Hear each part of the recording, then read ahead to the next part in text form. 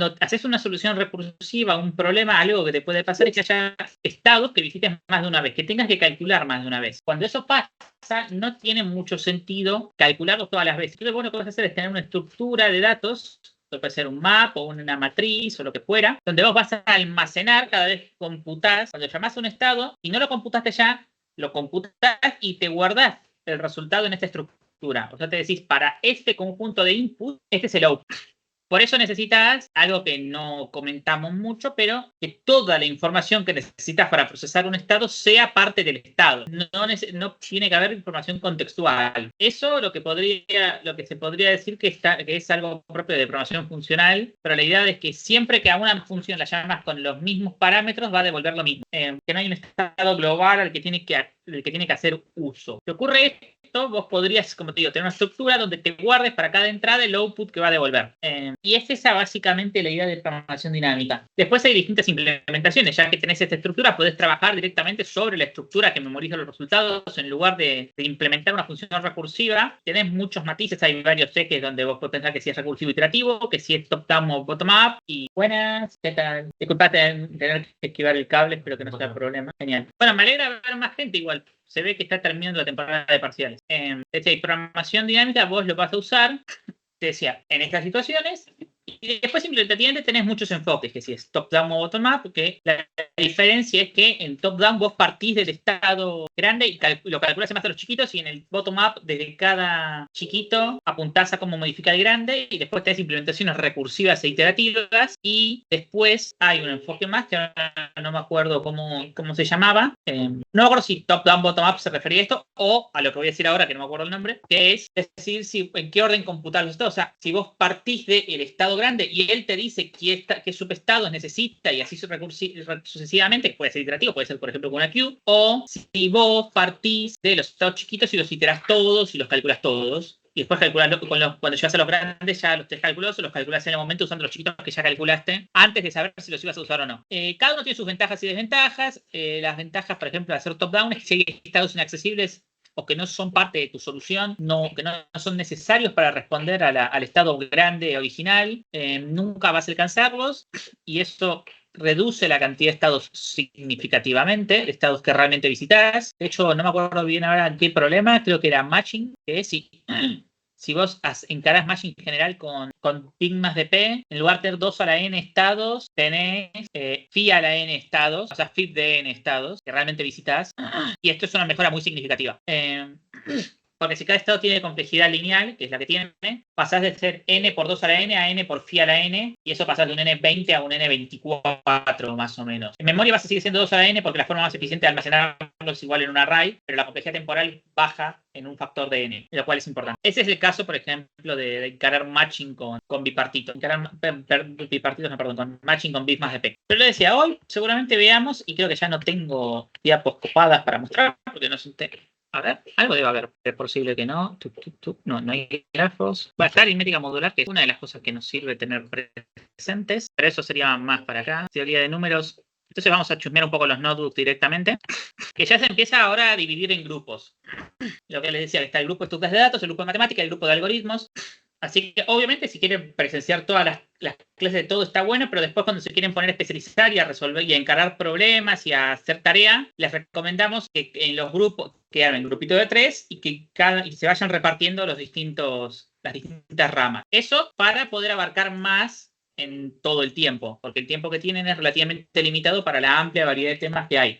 Porque bueno, de la semana pasada para esta no lo agrandé el árbol, pero ven que el árbol ya tiene un tamaño considerable. No sé ustedes qué piensen, pero creo que cada uno de estos rectangulitos puede ser una clase, más o menos, una clase de 2 horas, y este árbol puede crecer bastante más, va a crecer bastante más, con cosas para los distintos perfiles. Por ejemplo, en la parte de matemática está la de geometría a punto, de estructura a punto para problemas de geometría. Después de eso vamos a poder incluir cosas relativas a capturas convexas, a áreas de polígonos convexos sobre todo, y poco más, y pointing poly, que es detectar si un punto pertenece a un polígono. Y eso ya sería otro notebook más. Y después en matemática hay que ver, porque seguramente en matemática aparezcan algunas cosas de nociones de teoría de juegos que están mezcladas con la parte de algoritmos o aparte estructuras de datos, porque los juegos se pueden modelar como grafos, que es lo que vamos a ver hoy. Es un poco más incómodo conseguir temas puros. El de estructuras de datos tiene un montón de cosas para hacer, para ver. Y algoritmos, profundizamos, por ejemplo, en two-pointers, divide and conquer, Mo. El Mo es una evolución de two-pointers. Claramente también tiene muchos temas interesantes para ver. O sea, después tengo que repasar la tablita que hicimos con María de qué le dedicamos a cada uno. Porque sí, estos nombres están, es una síntesis, para que la estructura de datos no quede demasiado cargada. Bueno, vamos a empezar a definir lo que es un grafo. Pausa mental. Empezamos con el notebook de grafos, que para poder encararlo deberían tener... Bueno, complejidad computacional va a ser conveniente, pero no sé si es necesario, y conjuntos y diccionarios y funciones sí va a ser necesario para entender sobre todo los aspectos implementativos. Pueden pensar grafos en abstracto sin saber mucho de estructuras de datos o de funciones, pero aparte de que se pone bocha de estructuras de datos, es esperable que sepa implementar, que sea de los que saben implementar. Eso que es una división de tareas perpendicular, no tanto en realidad, no completamente perpendicular, a la división entre estos tres ejes temáticos. Entre quiénes son los que se dedican a implementar y quiénes se dedican a resolver problemas en abstracto. Que se hacen las dos cosas, obviamente. Bueno, nodos y aristas es un grafo, básicamente un conjunto de nodos y aristas, que son nodos, los vamos a pensar como puntos en un plano. A nivel formal son simplemente elementos del conjunto de nodos. O sea, a nivel formal hay un conjunto de elementos que son conceptualmente indistinguibles. La única particularidad que tiene al priori es un nombre, tiene una ID, y son miembros de un conjunto, que es el conjunto de los nodos. Eso es todo. Luego tenemos las aristas. ¿Está fuerte la música o está bien? Ok. ¿Es buena idea poner música o quieren grabar aquí? Ok, perfecto. Y las aristas, que son pares de nodos. Una arista puede ser un par ordenado o desordenado, dependiendo del tipo de grafo, de dos nodos del conjunto de nodos. Si lo pensamos como un conjunto, es un par desordenado, vamos a hablar de un grafo no dirigido. Si lo pensamos como un par ordenado, va a ser que la arista tiene una dirección en la que se puede recorrer, va a ser un grafo dirigido. Pero pensemos primero en un grafo no dirigido que tiene algunas comodidades. Es más intuitivo. Y un ejemplo de grafo es el siguiente. Y acá tenemos que, bueno, los nodos tienen un numerito que los identifica, pero nada. Y están dibujadas las aristas. Los nodos después pueden tener datos adicionales que dependerá del contexto del problema, aunque lo más común es que en competitiva no los tengan. La idea de pensar que los nodos tienen datos, que tienen un set de features, es más propio de otros contextos como aprendizaje automático. Justo este 4 estoy cursando aprendizaje automático en grafos, así que justo podría comentar sobre eso, pero no quiero. No quiero ahora al menos, pero no tengo que hacerlo casi. Pero en contextos de competitiva, lo más usual es que los nodos, al menos en los problemas que vamos a empezar a encarar ahora, no tengan metadatos, tienen una ID y punto. Entonces es el nodo 1, el nodo 2, el 3, el 4, el 5, el 6. Son elementos, son puntos en un plano y a cada punto lo tengo que referenciar de alguna forma. Entonces tengo que poner un nombre. Y si quiero referenciar algo, ese nombre tiene que ser único, porque si hubiera dos con el mismo nombre no puedo referenciar, no puedo decir, bueno, ¿quién es el nodo 1? Si hay dos nodos 1. En cambio, yo quiero que sea una referencia unívoca a un nodo. El nodo acá, para tener sentido, no es tener un nombre. Pero si no le designo un nombre, ¿cómo? Claro. Y acá podemos ver cómo describiríamos este grafo.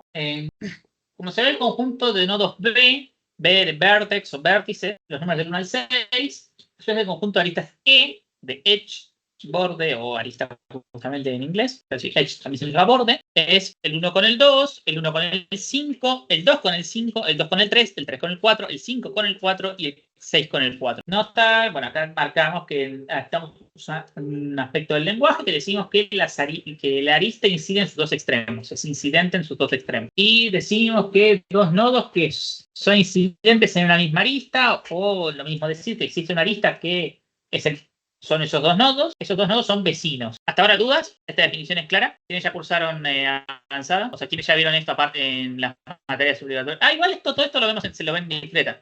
Bueno, todo esto es repaso. Bueno, definimos camino como una secuencia de nodos, tal que cada parte consecutiva de nodos son vecinos. Tiene un camino entre dos nodos, se dice que un nodo puede alcanzar al otro. Acá tenemos un dibujito y un camino de H. Este ni me acuerdo, creo que no lo hice yo, lo debo haber robado de internet. Bueno, dado un grafo, una componente conexa se define como un subgrafo conexo maximal. Descompongamos la definición. O sea, en lugar de decirlo en cristiano, vamos a decir, a ver qué significa cada parte de la definición y ahí vamos a poder reconstruir el concepto global, que es muy intuitivo. Subgrafo, dado un grafo GBE, puedo obtener un subgrafo quitando algunos nodos o aristas de G, los que comienzan con un nodo saco todas las aristas incidentes en él. Un subgrafo es a su vez un grafo. Obvio. Conexo, un grafo es conexo, si entre cada par de nodos del grafo existe un camino, es decir, cualquier par de nodos cualquier nodo puede alcanzar a cualquier otro. Maximal se dice que algo es maximal, se dice que algo cumple ciertas propiedades maximal si no se puede agrandar y seguir cumpliendo esa propiedad. A ver otro ejemplo lindo de algo maximal. En grafos se usa mucho la idea de un subconjunto maximal. Bueno, podemos pensar cuántos hicieron en álgebra lineal. Álgebra y geometría analítica. Vos todavía no, ustedes dos tampoco. No necesitan haberlo aprobado, que sea cursado. No, álgebra solo, porque el ejemplo que voy a dar es de álgebra. Ustedes podrían decir que una base de un subespacio, haga uno ya sí, base de subespacio. Una base de un subespacio es un subconjunto linealmente independiente maximal de ese subespacio. ¿Sí? Piénsenlo, es un subconjunto linealmente independiente maximal. Una base. Sí, una base es linealmente independiente. No, maximal no es máximo. Maximal es que no puedo a ese conjunto seguir agrandándolo. Claro, una base no la puedes porque es todo. No por ser el conjunto. Lo podrías pensar, si lo querés pensar como algo mínimo, es un conjunto minimal que genera el subespacio. Esto es una base. Yo lo quise encarar con maximal, que lo puedes pensar, bueno, un conjunto linealmente independiente que es maximal. Un subconjunto lineal. Si yo agrego cualquier otro elemento del espacio vectorial al subconjunto base, deja de ser linealmente independiente. Así que este es otro ejemplo de algo que donde podemos hablar del maximal y minimal. No, dije, acá es maximal. No, maximal, cuando ponemos todo esto junto, es una componente conexa, es un subgrafo que es conexo, y si le agrego cualquier otro nodo, deja de ser conexo. ¿Sí? Es un subgrafo del grafo original, que antes vamos a pensarlo con todas sus aristas, no lo aclaro en el texto, pero lo usual es pensarlo con todas sus aristas, que es conexo, es decir, cualquiera puede llegar a cualquier otro, y que es maximal. Es decir, que si yo agrego más cosas, deja de ser conexo. Acá en el Teams me escuchan bien, se entiende bien la idea. Se escucha.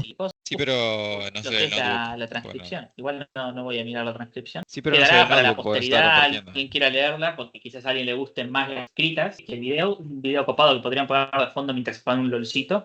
Pero, no sé, hace tanto que no juego al LOL. ¿Alguno sigue jugando al LOL? Sí.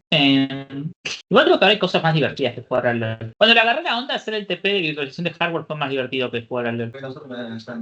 ¿De qué materia? ¿Qué están teniendo que hacer? ¿Qué están teniendo que hacer? Trivia. Sí, una trivia. Como preguntado, Lo bueno es que aprendes a usar el JSON de C. Ay, Dios mío. Y a usar el full. ¿Eh? Usar la librería full para hacer ejemplos.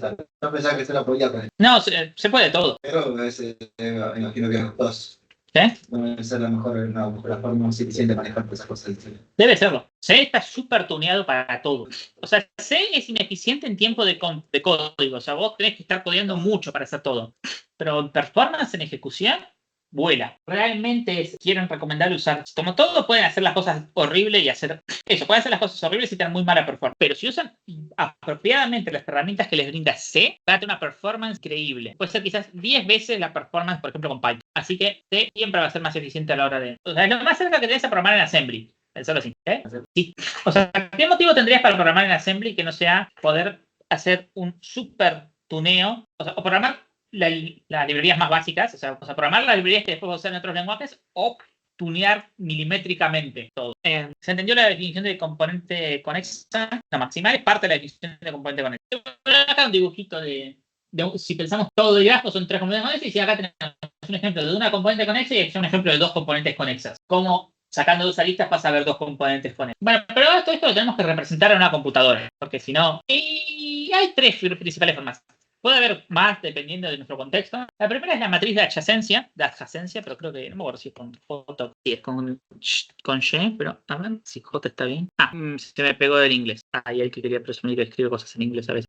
Es una matriz de N por N, donde la celda IJ nos indica si existe una arista entre I y J.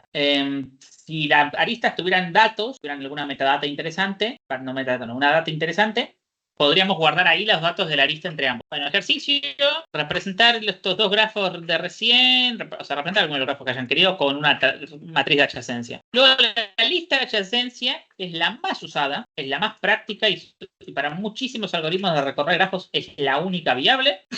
Hay otra que es ligeramente similar y que a veces que es bastante parecida, que pueden usarla si quieren y a veces tiene ventaja. Que acá la lista de adyacencia es a cada nodo guardarle la lista de sus vecinos. Si la arista tiene algún como digo, si la lista tiene además algún dato, pueden guardar un par que sea vecino y datos de la lista con la que llevo ese vecino. Por ejemplo, una longitud, que es lo más general, porque muchas veces vamos a trabajar en grafos ponderados.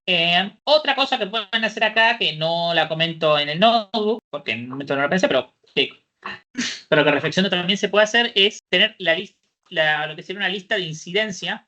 Pueden tener una matriz de incidencia, pero eso no lo hace nadie. Una lista de incidencia que es para cada nodo la lista de las aristas que inciden en ese nodo. Y lógicamente, si de la arista podés recuperar sus dos nodos, podés de cada vecino recuperar el otro. Bueno, la matriz de incidencia, no sé por qué la puse, la verdad, esto no lo usa nadie. Creo que fue porque me acordaba que creo que alguna vez una docente mía explicó esto, lo usó, pero la verdad este es el que menos lo van a usar. No lo usa nadie. Puede pensar de la lista de incidencia y la quinta forma sería lista de aristas, o sea, tener solamente el conjunto de aristas y pensar que eso ya te define el grafo, que muchas veces pasa. Porque si los nodos son simplemente IDs, entonces tendremos nuestro conjunto de nodos, nuestro conjunto de aristas y listo. Eso se va a usar, por ejemplo, para el número de Kruskal. Las complejidades de memoria son n cuadrado, n más m, n por m, por lo cual llamamos grafos raros, donde m es mucho menor a n cuadrado. Las listas de ciencia es mucho más eficiente, pero recordad que llenar memoria toma tiempo. Entonces, la complejidad de memoria es una cota inferior para la complejidad del tiempo. Si yo necesito llenar n cuadrado lugares de memoria, me va a tomar O de n cuadrado, me va a tomar n cuadrado tiempo. Recorrerla, usarla, todo eso toma un tiempo, sí, no es que... Aparte, como les dije, lo usual es que la memoria no sea... Da igual, nunca la idea es que puedas guardar cuadrático memoria. Aunque pudiera reservarla en O1, o sea, aunque reservar fuera barato, porque el sistema operativo pudiera dedicarse a buscar un choclo de memoria, pensá que reservarte n cuadrado, si n es 100.000, pueden ser 10 gigaposiciones, o sea, 40 gigabytes de memoria para tu tablita, 10.000 millones, y no es lo más usual. Está bien, hace unos días tuve historias que en un proceso para algo del trabajo, el proceso llegaba a usar 94 gigas de memoria, pero es algo muy particular ese proceso, así que no pensemos en eso. Lo usual es que uno no quiere consumir, aparte encima el lenguaje de más alto nivel que ni sabemos qué hacen por atrás con la memoria, o cómo la reservan, o cuál es el proceso, que hay muchas direcciones como Python, es más probable que reservar memoria consuma tiempo. Nunca reservemos todo de una. Y ahora vamos a comentar un par de algoritmos de grafo. ¿Ahora todo bien? ¿Alguna consulta, duda? El de búsqueda de anchura es el primer algoritmo que vamos a ver básicamente, y lo que nos va a dar es, en un grafo no ponderado, dado un nodo, nos va a decir la distancia a todos los demás nodos. ¿Sí? ¿Hay una diferencia en usar Euler y escenario? Porque vi que implementaron algunas otras páginas que usaban luego un diccionario en la escuela de... A ver. ¿Dónde usa un diccionario? Sí, no. No. Lista, vector. El problema fundamental es que en Python las Q son... No sé qué tan práctico sea para usar las Q en Python. Se puede buscar. El algoritmo es bastante sencillo. Ahora vamos a ver un ejemplo dibujado, pero el algoritmo toma un nodo de inicio y una lista de adyacencia. Es lo más usual, lo mejor para mí de representar esto. Bueno, n, que es el len de ADY, de adyacencia. Dist, que es infinito y vemos que inf es int de 1,9 por n. La distancia del inicio así mismo es 0. Dist, fíjense que va a ser el vector que me va a guardar la distancia desde el inicio a cada nodo. ¿Ves eso? Y una bolsa de nodos que sería una queue, que sería básicamente para ver qué nodos para saber qué nodos tengo pendiente de procesar. No, bolsa es una... No, dist es la distancia mínima. ¿Sí? No, dist... O sea, cuando hablamos de distancia hablamos de la longitud del camino mínimo. Y bueno, bolsa int inicio 0, mientras sea menor a la bolsa, nodo es igual a bolsa sub i por vecino en la lista de adyacencia del nodo. Si la distancia del vecino es mayor a la distancia del nodo más 1, la distancia del vecino ahora es la distancia del nodo más 1. Y bolsa.append vecino. Y después it igual más 1 y al final de todo return dist. ¿Alguna duda sobre esto? La distancia es un vector en todo caso acá, pero está poniendo un nodo, o sea, para el que ponerse los más. ¿Qué? No decía que la distancia va a tener con respecto al nodo inicial o al nodo primero que pone con respecto a los demás nodos es infinito, pero intentaré después voy actualizando. Sí, claro, digo, iba a preguntar qué al final dice, pero acá, con respecto al nodo. Y bueno, acá un ejemplo de lista de adyacencia y la distancia desde el nodo 0. Bueno, acá no lo digo, pero estos detalles implementativos presumimos que implementamos los nodos en base 0, enumeramos los nodos en base 0, o sea, son los nodos de 0 a n-1. Muchas veces los inputs, los enunciados van a decir son los nodos de 1 a n, y en ese caso nosotros cuando los leemos les restamos 1. Y si tenemos que decir que imprimirlos, les volvemos a sumar 1 para volver a la convención original. Eso ya es comodidad de cada uno. Bueno, ¿alguna duda sobre este algoritmo, algo que quieran comentar. Acá unos breves comentarios. ¿Puedes saber por qué la interpretación ¿Eh? de variable bola? Bolsa es un vector. Inicialmente tiene el nodo de inicio, sí. O sea, acá tenemos una breve especificación de lo que es la función de arriba, que nos dice la bolsa de nodos es el conjunto de nodos a los cuales se les calculé su distancia. En cada paso tomo el nodo más antiguo de la bolsa y lo uso para calcular la distancia de sus vecinos a los cuales todavía no le calculé la distancia. Una propiedad de BFS muy conveniente es que la primera vez que vea un nodo va a ser la óptima. Nunca va a pasar que yo calcule 2 veces, entonces un nodo se ha ingresado 2 veces a la bolsa. BFS. Siempre lo óptimo, la primera vez que lo veo, voy a calcular su distancia y esa va a ser la distancia óptima para ese nodo. Entonces pensemos, mantengo las distancias a cada nodo en un vector, tengo una bolsa de nodos, que son los nodos a los cuales ya les conozco su distancia, a los cuales ya sé en cuánto tiempo, en cuánta longitud puedo llegar. En cada paso tomo el nodo de la bolsa más antiguo, que eso es naturalmente porque it avanza de a 1 y los va recorriendo en el orden que se fueron agregando, porque con ese orden van a quedar puestos en el vector, y en cada paso uso ese nodo para actualizar las distancias a sus vecinos. ¿Sí? Sí, inf representa una distancia infinita, que acá lo vamos a usar para indicar que el nodo todavía no fue visto. Fíjate que acá inf es 1 en 9. ¿Sí? Bueno, no entra todo en la pantalla. ¿Se entendió? ¿Alguna duda? A la bolsa no en ningún momento le quita los nodos, no solamente los agrega, los agrega. Sí. Está que una especie como bola que. No, o sea, sería una cola estática, y usa pop. Sí, pero acá pensarlo como una cola estática y que lo que hago es que el índice en esta cola estática va avanzando. ¿Alguien más tiene alguna consulta que hacer sobre este algoritmo? Por completamente voy a hacer una representación para el ejemplito de recién, cómo funciona. Vamos a dibujarlo por si esto desata que alguien que creía haberlo entendido del todo se dé cuenta de que no. Tenemos, creo que sí. Capaz recién el bloque que está mirando en la cámara. Tenemos el nodo 0, que está conectado al 1 y al 4. Tenemos el 1 que está conectado al 0, al 4 y al 2. El 2 que está conectado al 1 y al 3. Y creo que ya es el de la casita. El 3 que está conectado al 2, al 4, al 5. El 4 que está conectado al 0, al 1 y al 3. Y el 5 que está conectado al 3. Entonces pensemos cómo funciona este algoritmo. Inicialmente la situación inicial es que la distancia acá es 0 y la de todos los demás es infinito, ¿verdad? Y bolsa, vamos a usar horrible para poner la bolsa, este no es el mejor borrador del mundo, o el momento para descubrir. Igual, gracias. Y mi bolsa originalmente solo contiene el 0. Proceso 0, ve el 1 y el 4, entonces sus distancias ahora pasan a ser 1 y 1, y supongamos que agrego a la bolsa el 1 y el 4. Ahora la flecha está en el 1, intenta actualizar el 4, ya está actualizado, intenta actualizar el 2, puede, su distancia es 1, entonces agrego el 2. Ya terminé, estoy en el 4, él intenta actualizar el 1, no puede, bueno, el 1 también intentó actualizar el 0 y no pudo, el 4 intenta actualizar el 0 y no pudo, intenta actualizar el 3 y pudo, y ahora va perdón, acá no va 1, va 2. Acá lo mismo, va 2. Y se agrega el 3 a la bolsa. Miro el 2 no puede hacer nada. O sea, intenta actualizar el 1 y el 3 y fracasa. Miro el 3, intenta actualizar el 5, lo logra. Miro el 5 y no hago nada y termino. De hecho, si se fijan, bolsa en esta implementación resulta ser un vector que tiene a los nodos ordenados por su distancia al origen. O sea, si a nosotros nos interesa ordenar a los nodos según su distancia al origen, lo podemos, el propio algoritmo de BPN ya nos va a producir eso de forma residual, como un subproducto del proceso para computar las distancias.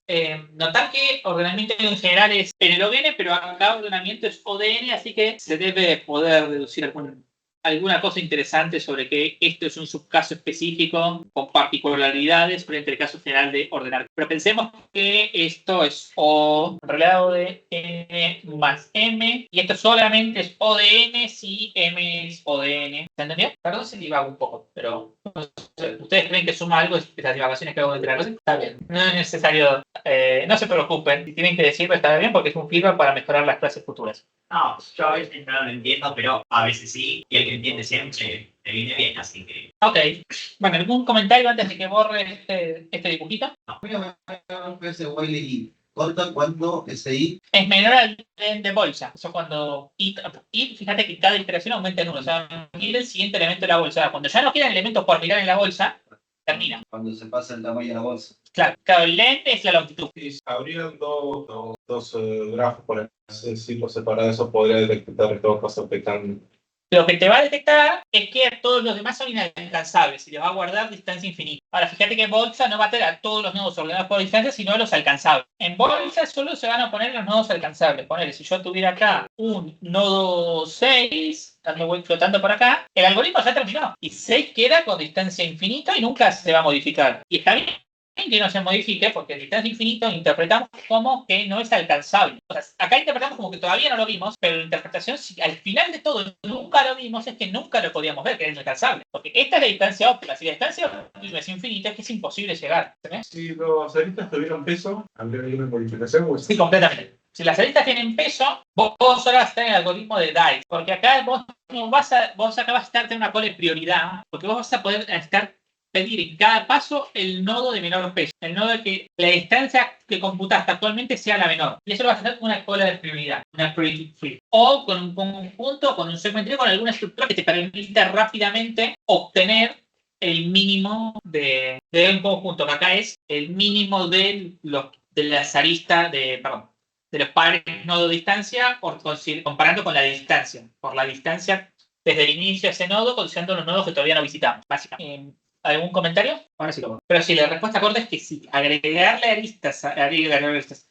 pesos a las aristas dificulta el problema. Ahora la complejidad acá les va a meter un log. Dificulta el problema, aumenta la complejidad, aumenta la generalidad del problema, porque obviamente es un caso particular de aquel, y cambia el algoritmo. O sea, hay una parte que es esencialmente igual, pero cambian varios aspectos fundamentales del algoritmo.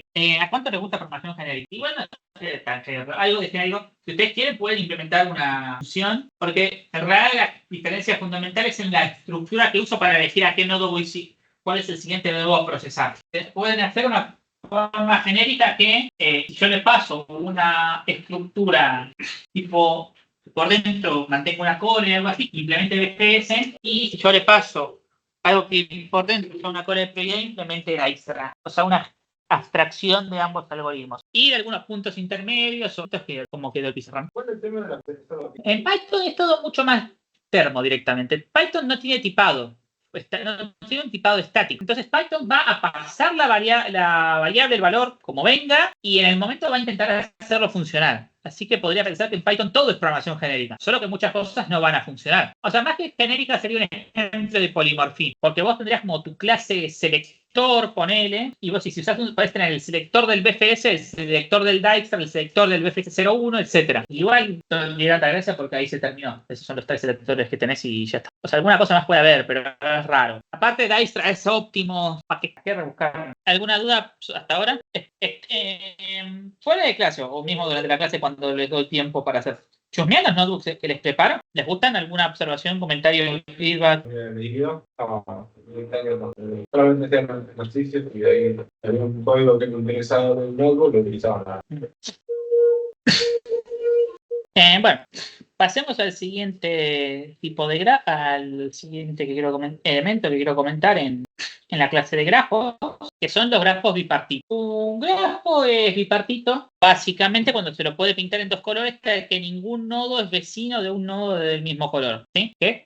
Un grafo es bipartito si se lo puede dividir en dos colores, o sea, se puede dividir a los nodos en dos subconjuntos, tal que ningún nodo tiene vecinos en su mismo subconjunto. Es lo mismo que decir, pinto los nodos de uno de dos colores y ningún nodo tiene vecinos de su mismo color. Realmente pienso que estoy pintando los nodos de blanco o de negro y todos los vecinos de un nodo blanco son negros y viceversa. Esa es la idea de un grafo bipartito. Por eso uno puede pensarlo como dos columnas de nodos y aristas que van de una columna a la otra. Y una en una columna con la otra. Eso generalmente lo vamos a pensar cuando asumimos que el grafo es bipartito y construimos a partir de eso. Y acá un ejemplo de una función que aplica el algoritmo de DFS, el de BFS aplica el algoritmo de BFS para bipartir un grafo. Es decir, si es bipartito, genera una partición, no es bipartito, lo detecta y no genera ninguna partición porque no se... Bueno, n es igual a la longitud de la lista de adyacencias, color es igual a -1 por n, o sea, -1 es que todavía no visité ese nodo, no le asigno un color del inicio es 0, bolsa y bla, bla, bla, lo de siempre. Y acá es, si el color del vecino es -1, le asigno el contrario a mi propio color. Fíjense que si los colores son 0 o 1, hacer 1 menos mi color me da el color contrario. Y agrego al vecino. Y si no, lo que tengo que chequear es que el vecino sea si él ya tiene un color asignado y yo ya tengo un color asignado, hay que chequear que seamos distintos. Y si somos iguales, retuvo un false y ninguna asignación, porque no hay colores válidos para esto. Y bueno, hago el algoritmo de BFS sin guardarme las distancias, porque acá lo que me interesa no es calcular distancias. Y si al final nunca me contradije, que se puede colorear y es true y devuelvo el color. Acá hay un matiz sutil en esta implementación que hay que tener un poquito en cuenta, que es que esto funciona si el grafo es conexo. Algo que podemos hacer, esta implementación, lo que podemos hacer es por color in range 0 a n, por color por inicio, y ahora es if color subinicio distinto de -1, continúe. Esto ya hace que funcione siempre. Va a iterar los nodos. Si ese nodo no tiene un color asignado todavía, es que pertenece a una componente conexa que yo todavía no recorrí, entonces recorro esa componente conexa. Si el inicio, si este nodo que quiero usar como inicio pertenece a tiene un color ya asignado, lo ignoro. Pero si no lo tiene, significa que ese nodo pertenece a una componente conexa que yo todavía no recorrí. Pues cuando recorro una componente conexa, le asigno colores a todos los nodos de dicha componente. ¿Verdad? Bueno, entonces yo lo que puedo hacer es recorro todo el conjunto de nodos, que presumo es el rango 0 a n, recorro todo el conjunto de nodos. Cuando encuentro nodos que no he visitado antes, visito toda su componente conexa y una vez hecho esto, avanzo al siguiente. Lo más probable es que sean nodos que ya he visitado en un momento, sobre todo al final. Entonces no recorreré nada. Y acá lo importante es que cada componente conexa se recorre una sola vez, porque una vez que visité a un nodo de esa componente, la recorrí todo y ya visité a todos. Por tanto, la complejidad es lineal en cantidad de nodos. No empeora la complejidad por tener que agregar este for. Lo que pasaba antes es que yo solo recorría la componente conexa del nodo de inicio, pero no quiero eso, seguramente. Sí, esa es la idea de que sea bipartito. La idea de que sea un bipartito es que puedo particionarlo en conjuntos que ninguno tiene un vecino del mismo conjunto, pero no te dice ninguna restricción entre entre nodos de distintos conjuntos. Por el horario, nodos de distintas componentes conexas no se influyen de ninguna forma. En una misma componente conexa, si yo fijo el color de un nodo, fijo el color de todos. En dos componentes conexas independientes, nada de una componente conexa me dice algo sobre la otra. Por tanto, la cantidad de posibles bicoloreos de un grafo es 2 elevado a la cantidad de componentes conexas de ese grafo.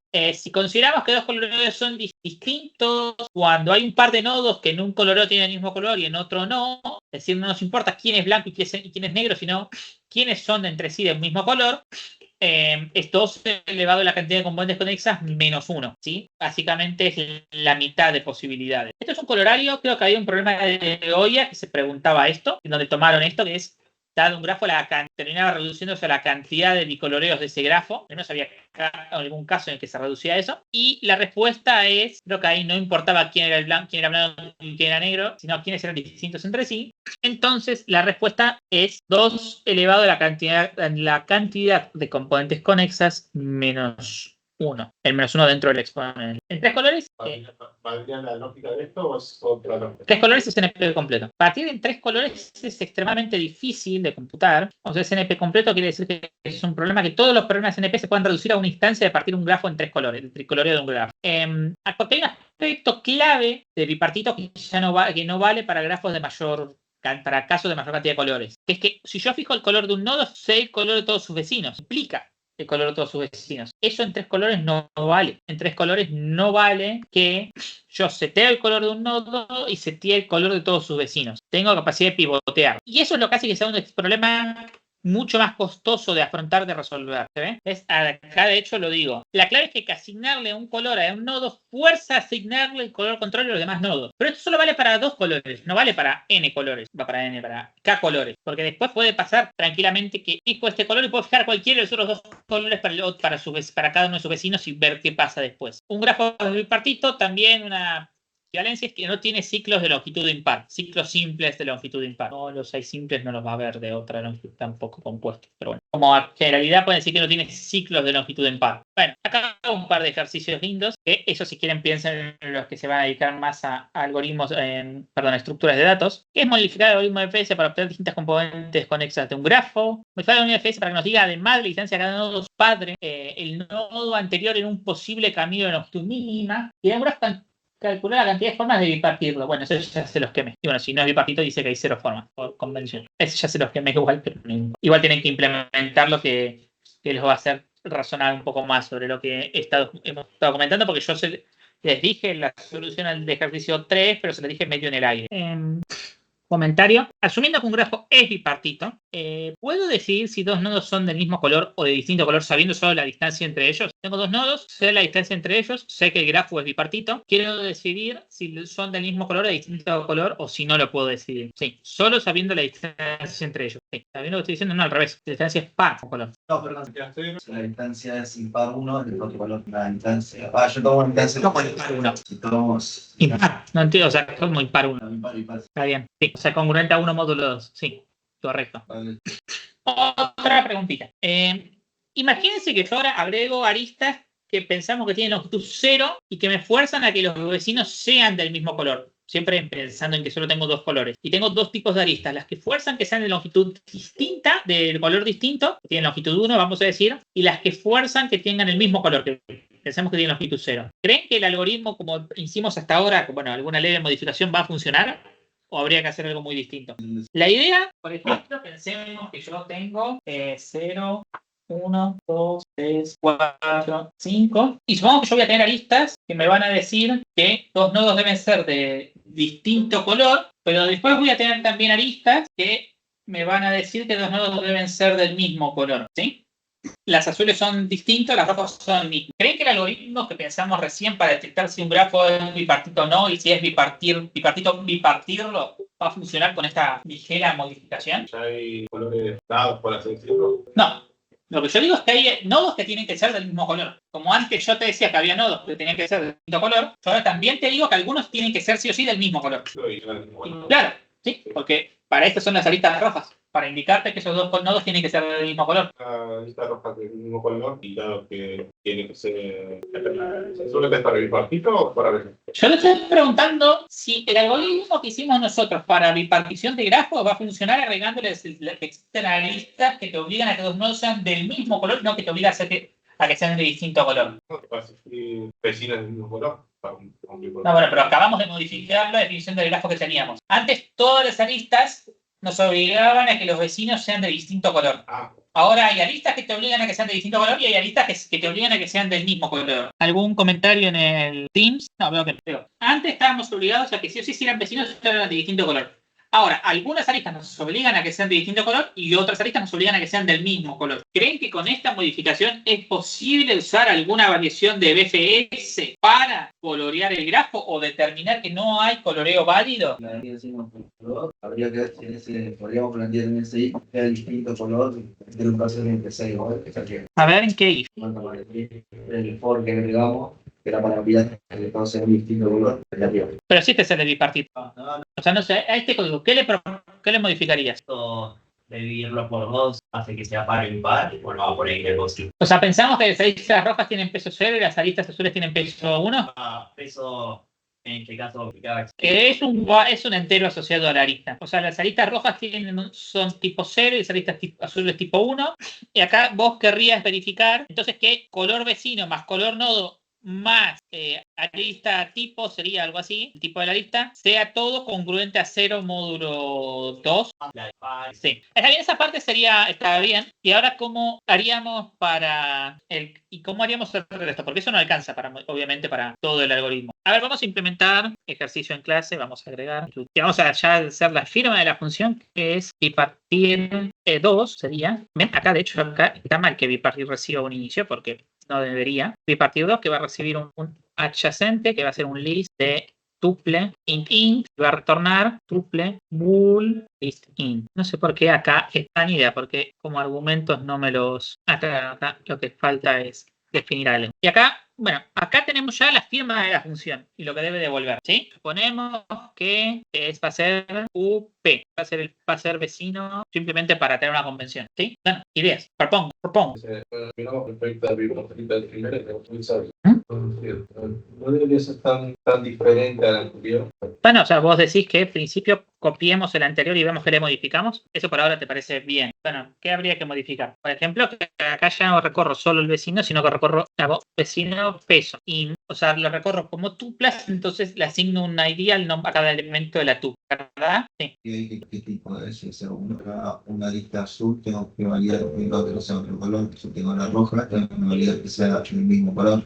actual. Ok, entonces else sería if. O no podría preguntar directamente ahí en el peso de la arista, viendo qué tipo de colores, y en base a eso de preguntar si es distinto o si es igual. Podrías hacer, o sea, no te vas a tener código duplicado, pero sí podrías hacer if peso igual 0, acá se va, eso sería peso igual 1, es lo que teníamos antes. Pero fíjate que no solo tenés que decir cuando el otro ya está visitado, sino que también tenés que decidir en el caso en que vos lo tengas que visitar. Bueno, Román, que tengas un buen fin de semana y te sea leve el repaso. Suerte. Else, y en el else, ¿qué va? Perdón, de hecho va el else va. Hago el proceso para ver si es el mismo. Uno era azul y rojo era hacer la lista roja. Está listo. Acá está bien. Sí, a ver, repetí. Y díctame. Alguien trate de dictar. O sea, dijimos que el peso 1 era para las aristas azules, ¿no? Sí, las que te hacen distinto. Entonces preguntarme que sea mi mismo color, que mi vecino tenga el mismo color que yo. Porque tendría entonces... Pero para. Todavía no contemplás el caso donde el vecino no fue visitado. Y ahora que hago color vecino, ¿qué va a ser? Sí, el if, que tengo que verificar. Si color vecino es color distinto de color a nodo, return. Claro, ahí significa que fue visitado, ¿no? No, que fue visitado. Vamos a ver al Si fue visitado, entonces quiere decir que ya tiene un color asignado. El if es else if. ¿Se ve? Color vecino es igual a -1. Visitado. Claro. Entonces el mismo color para sí. fuera mi vecino de distinto del logo. Pero no había cambiado. A todos les ponen, a los que no son visitados son -1 y a los que tienen un color son 0 o 1. El primero es 0, siempre, el primero de cada componente. 1 menos 0 es 1, 1 menos 1 es 0. O sea, esta operación siempre hace que tiene una operación que naturalmente hace que invierta el color. Vacío. Sí, por ser es una lista vacía. La tupla. O sea, es una tupla donde el primer elemento es un false y el segundo elemento es una lista vacía. ¿Por qué no?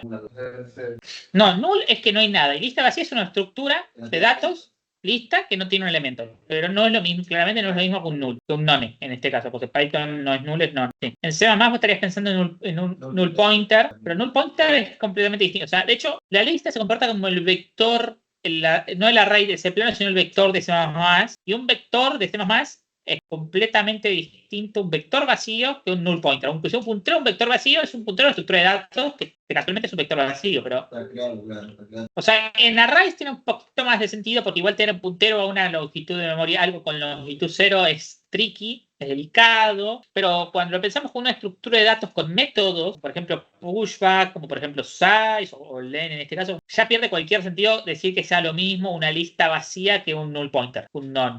El conjunto, pero es que no hacemos el conjunto nulo como diría matemáticas. Un puntero nulo es un puntero que apunta a la dirección, que no apunta a nada. Un null pointer sería apuntar a la dirección de memoria 0, pero no es lo mismo apuntar a la nada, es decir, que si vos querés acceder a esa estructura, indefectiblemente va a crashear porque no está apuntando a una estructura ya inicializada, que apuntar a una estructura que en uno de sus que a su vez tiene elementos, pero tiene 0 elementos. Pero una cosa es una estructura que adentro tiene 0 elementos y otra cosa es un puntero a la nada. ¿Les parece hacer un recreito y después chusmear la parte de teoría de números? Bueno, y 20 más o menos vuelvan. Justo te fue una persona cuando íbamos a volver a empezar. No pasa nada. Bueno, suerte Lucía. Así ellos les daremos unos minutos para que terminen de dialogar sobre su trabajo práctico, pero mientras comentemos que lo próximo sobre lo que vamos a dialogar, o sea, no tiene nada que ver, no va a estar enfocado en lo que tenga que ver con lo que vimos hasta ahora, que va a ser, vamos a ver teoría de números ahora. Bueno, acá queda resuelto el ejercicio que se resolvió en clase. Se podría hacer más compacto, un poquito más compacto. O sea, no era necesario usar if y código repetido, porque ustedes podían simplemente partir todos. Esto sepan que es la operación del XOR, que tiene sentido estar definida entre enteros. Así que el siguiente tema... Eso siempre pasa, le dan a abrir con cola. Es un notebook ligeramente sencillo que para ver en la horita y cuarto que nos queda está muy bien. ¿Algún comentario, cosa que les gustaría consultar antes de empezar? Bueno, acá una breve definición que es: la teoría de números es la rama de la matemática que estudia las propiedades de los números enteros. Y en competitiva esto se usa mucho porque a los computólogos nos gusta, aunque yo no soy computólogo, yo estudio datos ingeniería informática, pero no computólogo, todo esto hablando sin haberme recibido, obviamente. Para la gente de ciencia de la computación les gustan los números enteros, las cosas discretas, son cosas piolas. Entonces, teoría de números se entiende porque den números a la rama, bla, bla, bla. Y ahora vamos a ver algunos ejemplos simpáticos que son de los más elementales de teoría de números, que son cosas relativas a la primalidad, al divisor común mayor, a factorizar números, a dividir, a hacer los múltiplos, a los divisores de un número. Un poco más. Pero que son cosas que si uno no las hace de la forma correcta, pueden ser mucho más costosas computacionalmente de lo que sería óptimo. Bueno, la activa de la Tóstenes es un algoritmo clásico, en serio que existe desde la Grecia antigua, que nos da en O de n log n qué números son primos entre 1 y n. ¿Qué números entre 1 y n son primos? Para determinar qué números son primos y cuáles no, el rango de 1 a n. La complejidad de este algoritmo es n por logaritmo, eso es un asterisco, me parece un desigual, n por logaritmo del logaritmo de n, si se hace bien, aproximadamente O de n, y es O de n memoria. El algoritmo en sí es bastante sencillo, pero muchísimo más eficiente que verificar la calidad la primalidad de cada número humano. Y esa es la clave. Yo quiero un número cualquiera, una forma naif de verificar la primalidad es O del número. Algo un poco más inteligente que lo vemos al final del notebook es O de raíz del número. Pero esto fíjense que es amortizado, es O del logaritmo del número. Es muchísimo mejor, prácticamente constante. Pero con la penalidad es que tengo que verificar para todos los números en hasta n. Y como pueden ver, no es nada muy del otro mundo. Es un código chiquito, concreto. El Eratosthenes para los números de cebra entero, tenemos la lista de booleanos y creamos un vectorcito que son 2 false y n menos 1 true. O sea, va a ser n más 1 posiciones. El 0 y el 1 sabemos a priori que son primos por su definición de primo, básicamente. Es conveniente adoptar esa definición porque es útil para pensar algunas propiedades. Y bueno, para P en el rango de 2 a n más 1, escriba P por I en el rango de 2 por P. Bueno, si acá pongo 2 por P, acá es el logaritmo de n, creo, solamente. Sí, acá solo va, no estoy seguro. 2 por P, acá podría de hecho poner P por P. P por P hasta n más 1 y avanzando de a P. Recorremos de asaltos de longitud P. Y criba sub I es false. O sea, ¿qué estoy haciendo acá? Yo voy a tener la criba que en principio va a decir que todos los números son primos, menos el 0 y el 1. Y cada vez que veo un primo, miro todos sus múltiplos y marco que no son primos, ¿sí? Menos el mismo. Ahora, una observación inteligente que puedo hacer es, bueno, solo me interesa mirar los múltiplos en los que el otro factor, o sea, los múltiplos, si yo es un múltiplo de P, X es múltiplo de P, si existe un Q que es X igual a P por Q, ¿verdad? Entonces, si Q es mayor o igual que P, porque si no, esto yo ya lo habría tenido en cuenta antes, básicamente. Entonces, miro desde P cuadrado en adelante, avanzando así de saltitos de longitud P. Haciendo esto, marco todos los números de adelante, que sean múltiplos y mayores a su cuadrado, como no primos. Y ahora va a quedar un vector de booleanos hasta n, que para cada número me dice si es primo o no. Como ven, son 3, 4, 6, son algunos ciclos for. ¿Sí? El range de Python, cuando recibe 3 parámetros, lo que recibe es un inicio, un fin exclusive y una longitud de salto. O sea, lo podrías pensar como por i igual p por p, coma, i menor a n más 1, punto y coma, i más igual p. Esa es la interpretación. ¿Sí? Esto lo podrían pensar como, si lo quieren traducir a C++, por i igual p por p, i menor a n más 1, i más igual P, ¿sí? Pero bueno, este for que yo sepa no existe en Python. Creo que no existe. Nunca lo he visto. ¿Sí? El primer range recorre todos los números de 2 a n, simplemente. ¿Sí? ¿Se ve? ¿Cuál es tu duda? ¿Qué? Bueno, pero estás viendo el código más en detalle. ¿Qué parte del código te genera dudas, te genera incerteza? ¿Qué parte del código te produce incerteza? ¿Qué cosa siempre positiva? No siempre es true. Es true en los primos. Sí, empieza siendo todos true. Y después voy poniéndolo en falso a medida que encuentro divisores de los números, ¿okay? Para que llegue hasta n inclusive. Por eso fíjate que la longitud es n más 1. Porque quiero que incluya n por comodidad. Me pasa de estarme pisando el cablecito a mí mismo. ¿Y alguna duda más? ¿Sí? Está bien, es normal, supongo, el resto. Verificar que el momento va. Pero más allá, o sea, probarlos, dirían que es lo que tendría una idea mínima de qué es lo que está haciendo el algoritmo. Creo que es suficiente para poder avanzar. Bueno, acá un ejemplo del output. Y acá coteamos la lista de primos de 1 a 1000. ¿El TP de qué materia? La estructura del paso trabajo. Lo del jueguito de la trivia. Sí. Porque hay tiempo de entrega y tomamos el tiempo. Está bien. Ahora vamos a ver cómo obtener todos los divisores de todos los números hasta n. Que causa n minúscula porque pintó. Y bueno, con un algoritmo bastante similar a la criba, podemos obtener todos los divisores de los números en el rango de 1 a n. En este caso, lo que haremos será aprovechar que si bien dado un número, obtener sus divisores, dado un número, obtener sus múltiplos espacios. ¿Sí? Este párrafo que acabo de leer, y un poco de disculpa me da cada vez que leo un párrafo textual, pero bueno, para algo los escribí. Espero que mi locución adicional sea suficientemente valiosa para justificar venir a una clase y no leer el notebook en sus casas. Lo que les decía es que acá usamos el hecho de que obtener múltiplos es fácil, porque yo los puedo generar sin generar falsos múltiplos. Yo no puedo ir directo a los divisores de un número. Yo tengo que probar números y ver si dividen al número o no. Pero yo sé generar divisores, perdón. Pero yo sé generar múltiplos directamente, que cada uno que genero es un múltiplo.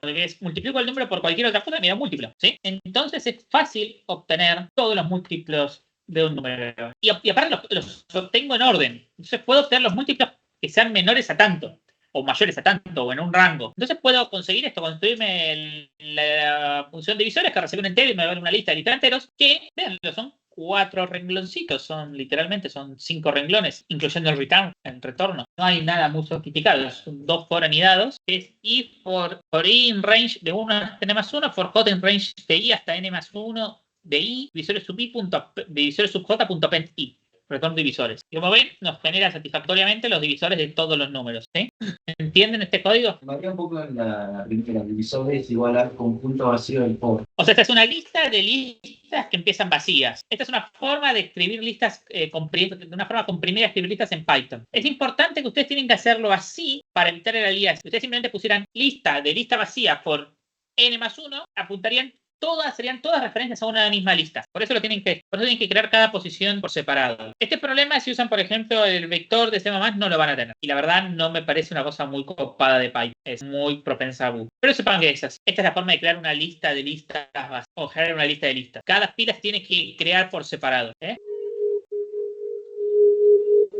Bueno, si no hay más dudas, avanzamos con la parte linda, la parte jugosa. Por ejemplo, el máximo común divisor. Pero bueno, las dos primeras partes igual se las puse porque son dos cosas que si no las saben hacer, se les va a ir bastante la complejidad. Sobre todo si intentan hacerlo cuadrático, que sería O de I por cada número. O sea, de cada número pagar O de la complejidad del número, del tamaño del número para calcular sus divisores o para ver si es primo. Y eso les puede tomar un problema. Que sabiendo esto sería bastante fácil. Bueno, el máximo común divisor, MCD, GCD en inglés, de 2 números es justamente el mayor número entero que divide a ambos. Y lo interesante es que tiene propiedades el GCD, toda cosa linda de matemática. Primero, que el GCD de A por B es igual al GCD de A, el GCD de A, B, es el GCD de A, B más K por A igual al GCD de A más Z por B, para cualquier constantes enteras Z y K. O sea, si a uno de los dos números es un múltiplo del otro, el GCD no cambia. Lo que tiene sentido, lo que tiene bastante sentido. No sé, Z para algún entero K, no sé.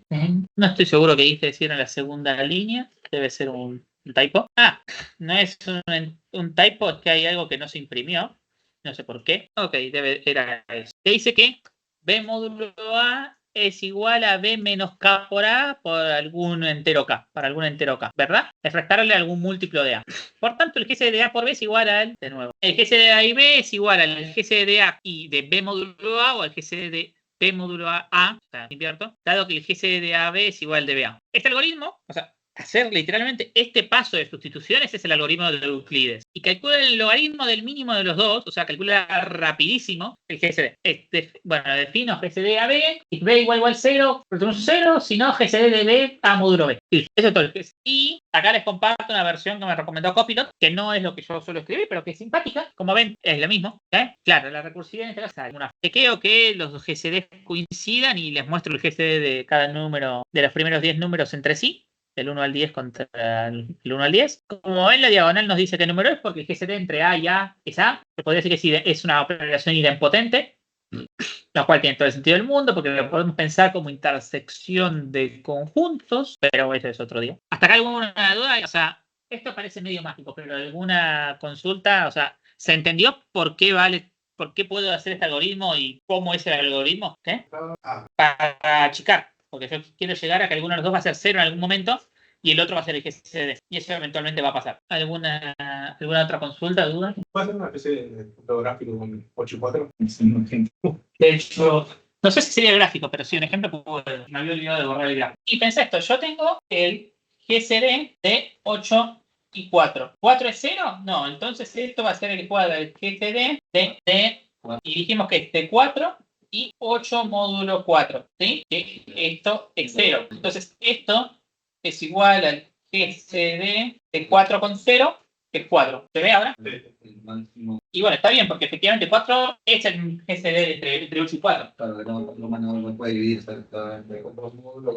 Claro, algo que pueden pensar para ver por qué esto va a ser logarítmico, supongo creo que algo que demostré hace una o dos clases, que tomar x módulo y, si y es menor que x, menor o igual, x módulo y es menor o igual, puede ser 2, pero es menor o igual a x sobre 2. Y si es mayor en el siguiente turno tomo y módulo x y entonces cada 2 turnos como máximo parto al más grande a la mitad. Y como el mayor solo se puede dividir log veces, o sea, el máximo se reduce a la mitad cada 2 iteraciones, como el evento. Como eso puede pasar log veces, entonces quiere decir que en no de log pasos tengo el divisor. Y aparte, la práctica es rapidísima. O sea, la práctica es mucho más rápido que el log. O sea, el log, pero no es 2 veces log exacto, es O de log, pero con buena constante. Bueno, y acá podemos usar una propiedad medio mágica, que es que el GCD por el LCM, el logos común múltiplo, es el mínimo común múltiplo, es igual a A por B. Esta propiedad es mágica. Esta propiedad re bonita ahí arriba, que es A por B es igual al GCD de AB por LCM AB. Entonces GCD dividido, A por B dividido GCD AB es igual a LCM. No, digo, a partir de esa fórmula de una primera se multiplica y el resto son datos posiblemente conocidos. Sí, o sea, es una forma igual de cómoda y rápida de calcular el LCM. Sí, ¿sí? El assert, si la condición no se cumple, crashea. Sí, el assert, por ejemplo, vamos a tirar acá para que veas una expresión práctica, assert false. Está cargando porque este node todavía no está abierto, entonces tienes que cargar el núcleo del Python. ¿Ves? Assertion error y te dice dónde. ¿Qué? No, sería como el throw en todo caso. Pero aparte, throw y assert no son la misma. Es más, ni siquiera sé si un try puede parar un assert. No, en Python se llama try, no se llama catch, se llama except print. A ver si la captura. No la captura. Un try no puede capturar. A ver, except print. Capturado. Creo que no puede capturar. Bueno, sí, la capturó. Por ejemplo, en C++ no puede. El assert de C++ es incapturable porque el assert de C, o sea, las excepciones y los assert en lenguajes de más bajo, en C++ al menos, aunque después se hayan colapsado, están pensados para cosas distintas. La excepción es para contemplar escenarios que pueden salir mal externos. Se cayó la conexión, el usuario puso algo mal, quise hacer un archivo y ese archivo no existía. Pedí memoria y no me la dieron. El assert está para garantizar condiciones que si no se cumplen el programa está funcionando mal. O sea, es para vos como programador es más una herramienta de debug. Es para vos como programador garantizarte, o sea, tener evidencia de que las cosas están funcionando. Es algo más delicado. Pero en general eso lo usamos para demostrarles, lo uso simplemente para que me crean que las dos cosas dan lo mismo. Son dos implementaciones exactas del mismo algoritmo o que son dos cosas correctas. Bueno, y acá una cosa bastante más chill, que es, bueno, divisores y primaridad en un único número. Y que lógicamente hay veces que solo nos interesa factorizar o solo nos interesa chequear si primo un número y no nos queremos fumar ver la primalidad de todos los anteriores o los divisores de todos los anteriores. Y eso se puede hacer sencillo. Se puede hacer. Recuerden que la definición de primo es que no tiene divisores excepto el 1 y el 100 y después para un número podemos iterar todos los divisores. La forma NAI sería probar todos los números entre 1 y n y ver quiénes dividen a n, ¿no? Pero eso es ineficiente, eso es sumamente ineficiente. Y este textito lo resume bastante bien. Para todos los divisores, porque para cada divisor d, n dividido d también es un divisor, porque n es igual a d por n sobre d, que es un divisor, y al menos uno de los dos es menor o igual a la raíz de n, porque si los dos son mayores a la raíz de n, el producto es mayor que n, y no se puede, ¿verdad? Entonces, cada parejita de divisores, al menos uno de los dos es menor o igual que raíz de n. El igual es si la raíz de n es entera, la raíz de n es su propio complementario. Y lo que decimos es, ¿cómo con esto puedo obtener todos los divisores de n? Divisores, no sé por qué hago int, será independiente o algo así. No sé. Que viene simple, recorro hasta n, pero si i por i es mayor a n, rompo. Termino el ciclo, y luego si n dividido y es módulo y es 0, lo agrego como divisor, y si i es distinto de n dividido i, que es lo mismo que preguntarse si i no es la raíz de n, también agrego a n dividido i como divisor. Y bueno, acá un ejemplo que se ejecuta rápido para que vean que esto es eficiente. Los divisores de 1,9 más 99, que son que son el mismo 7 y esto. Y obviamente si sé los divisores sé si es primo o no. ¿Alguna consulta, duda? Y bueno, acá vamos a empezar a flashear un poco, pero antes hablemos de los números primos. Usualmente empezamos con números primos, que número P es primo, si este número entero entre 1 y P que divide a P, esta definición es un elemento irreducible. En el caso del número entero, el producto usual coincide con el número primo. Esta es una propiedad súper útil e interesante, pero la propiedad característica de un elemento primo es que si P divide A por B, P divide A o P divide a B. Esta es otra propiedad que puede sernos sumamente útil, ¿sí? Esa es una propiedad útil de los primos, que si P divide A por B, o P o bien divide A o bien divide a B, y acá un poco de flasheada mística, porque creo que es una forma linda de ver el tema, sobre todo. Y pensemos así. Cada entero, cada natural sin cero, es un vector infinito de posiciones naturales, incluido el cero. En este caso, B de n sub i indica el exponente del iésimo primo en la factorización de n. Tenemos B sub n a la representación vectorial de n. Bueno, vamos a ver cómo esto se traduce. Que bueno, que hacer A por B, sumar sus respectivos vectores, es decir, saca el producto para afuera, porque tomará el logaritmo. Esto piensen que está muy vinculado al logaritmo. Acá dividir es restar, porque piensen que cada posición es en algún sentido un logaritmo sobre una proyección, que tiene sentido. De hecho, esta representación funciona perfecto para racionales, para todos los racionales excepto el 0, que el 0 no tiene ningún factor primo. Para todos los racionales positivos, en realidad. Si quiero aumentar negativos, no tengo el problema de que no puedo representar signos acá. Pero para todos los racionales positivos se lo puede representar con esto si admito que las coordenadas sean negativas. Bueno, lo interesante es que es un número dividido a otro, entonces su exponente es menor o igual en cada factor primo. Es decir, A dividido a B si BA es menor o igual a BB en cada posición. Y es que B del GCD es el mínimo posición a posición de los B de cada uno y el LCM es el máximo posición a posición. Y esto nos permite ver por qué el GCD y el LCM tienen propiedades análogas a las de máximo y mínimo. Esto, si les interesó, chusmenlo, es una forma que para mí es muy bonita de verlo. Si no les interesó o les pareció muy complicado, no se preocupen. Este enfoque no es necesario para poder avanzar. Si quieren hacerme preguntas sobre él, obviamente que las responderé lo mejor que pueda. Y acá un par de ejemplos lindos de cómo. Porque acá va a haber una parte muy práctica, porque está bien, la teoría no es tanta, pero queremos usar esta teoría para resolver cosas, para que los problemas que eran difíciles sean un poco menos difíciles. Y bueno, el primero se da un vector B de n números enteros, entre 1 y 200.000, dar dos posiciones y j tales que el GCD sea mayor o igual que 1, o informar que dicho par no existe. Si hay más de un par, imprimir cualquiera. ¿Está bien? Y bueno, div es el vector de los divisores de cada número, y yo lo que voy a hacer recorro todo el vector B y para cada divisor, si D en last divs, retorno el que ya estaba ahí, y si no hago que last div sub D se haga I. O sea, para cada divisor, de hecho podría haber usado un vector y andaba igual, pero va a andar bien. Y retorno nones y si no encontré nada. Está bien, es una forma. Para cada divisor, guardo la última posición en la que lo encontré, en la que encontré un número múltiplo de ese. Y si cuando voy a guardar otra ya había una, en realidad ya encontré una parecida que tiene un GCD mayor que 1.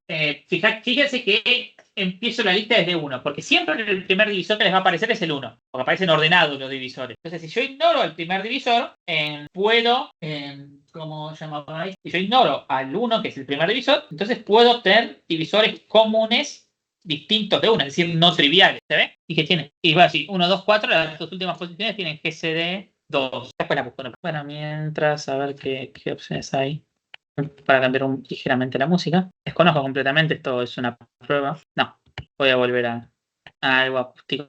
Eso no es muy acústico. Perdón, quise variar un poco y me mandé Macana. Son un alumnado bastante comprensivo, me caen bien. Bueno, bien.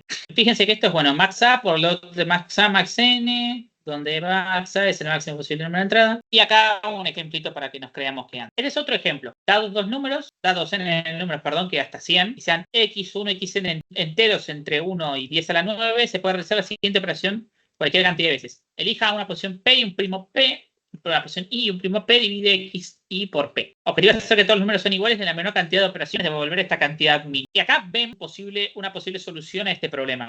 No sé si alguno quiera tirar una idea de qué cree que es lo que hace o cómo ustedes afrontarían este problema. Sí, está arriba. Perdón, yo estoy pensando en mi pantalla y no estoy fijándome tanto cómo se ve en el monitor, ¿Qué?